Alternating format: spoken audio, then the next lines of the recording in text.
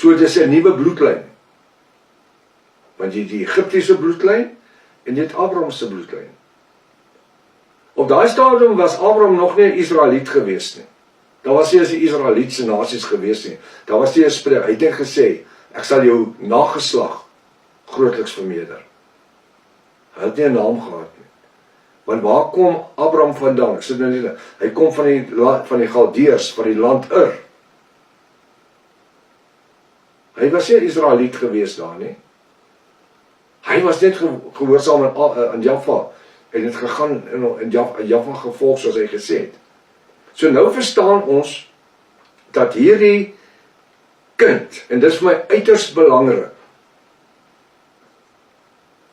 swart vrou, kom ons sê in 'n blasman. Want Abraham kom uit die land Ur, uit die Galdeërs uit. Hy het nie in die woestyn gebly nie. Hy was nie 'n woestynbewoner nie. Hy was in 'n stad. Maar hier het ons nou die vermenging van twee bloedlyne. En ek praat nie politiek nie. Ek verduidelik wat hier staan.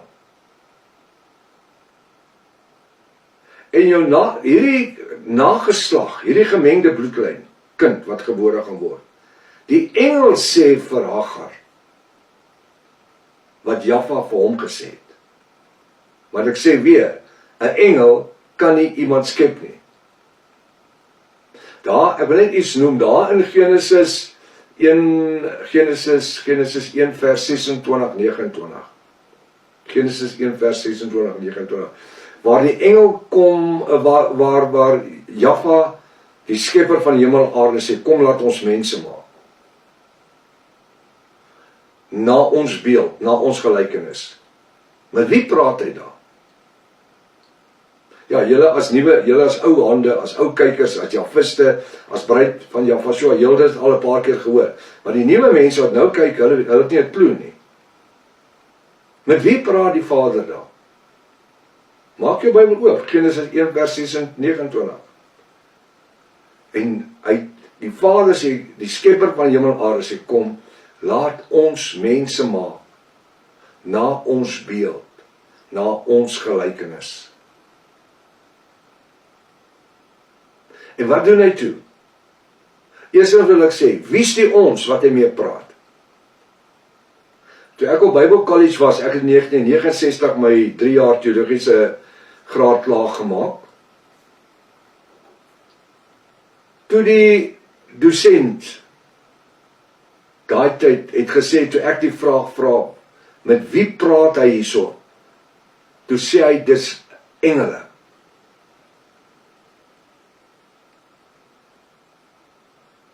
Want ons het in 'n kerk groot geword,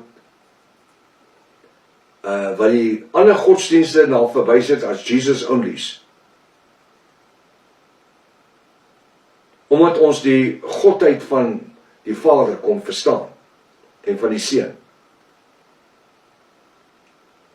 Hoe sê hy dat hulle is 3 terwyl hulle 1 is? Want die Bybel sê vir die Israeliete, hoor Israel, Jaffa jou Elohim is 1.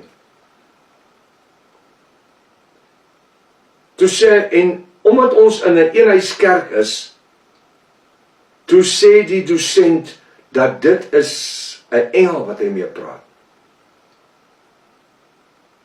En daai nou het my res van my lewe, tot ek dit vir myself kon uitwerk, het my plain Afrikaans gepuzzle. Hoe sal die Vader, die skepper van hemel en aarde, vir 'n engel sê, kom ons maak mense, terwyl Hebreërs 1 vers 14 sê, dat engele is boodskappers en vlammende vuurvakkels, of flikkerende sware van vuur. 'n Engel is nie 'n God of 'n Elohim nie. 'n Engel kan niks skep nie, nog minder 'n mens.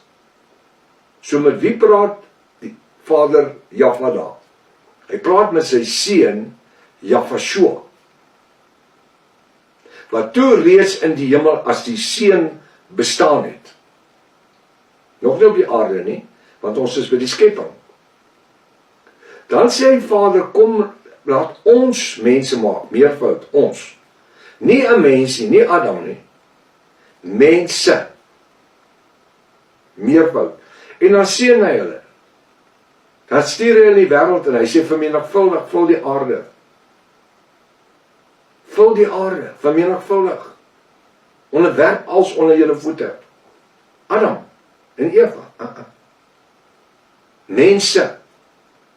In Genesis 2 vers 7 skep hy, dan vers 5 en 6 skep hy eers die tuin van Eden, dan plaas hy Adam binnekant. Net vir Adam, nie mense nie, mens.